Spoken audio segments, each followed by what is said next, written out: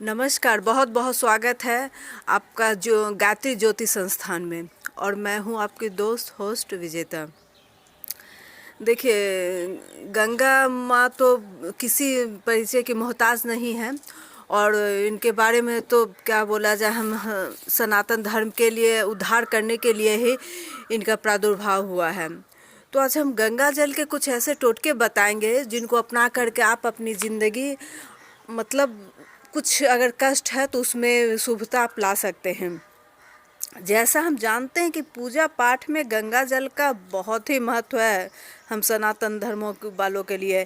साथ ही मनोकामनाओं की पूर्ति के लिए भी गंगा जल को अत्यंत महत्वपूर्ण माना गया है। यही वजह है कि हिंदू धर्म ही नहीं बल्कि सभी धर्मों में गंगा माँ का महत्वपूर्ण स्थान है।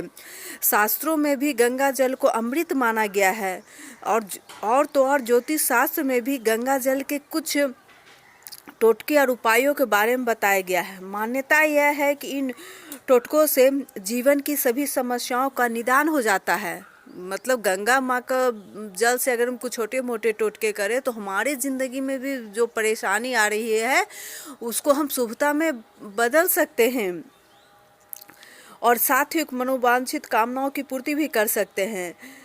भगवान भोलेनाथ को नियमित रूप से अगर गंगा जल अर्पण करते हैं तो ऐसा करने से मनुष्य को तो मोक्ष मिलता ही है, साथ ही सौभाग्य की भी प्राप्ति होती है।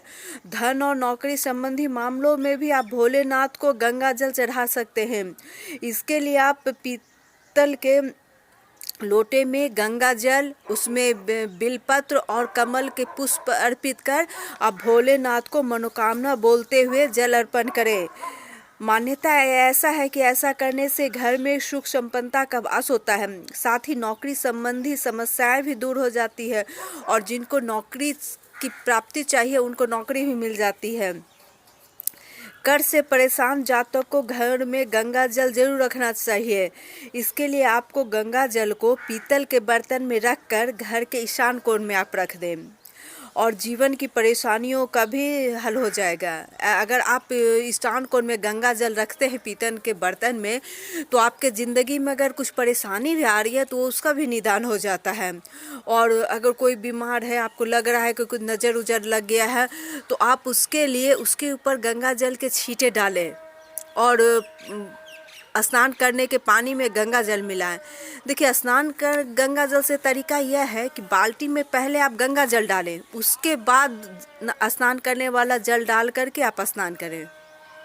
आज के लिए बस इतना ही, फिर मिलते एक नई जानकारी के साथ। तब तक के लिए नमस्कार, धन्यवाद, जय हिंद, जय भारत।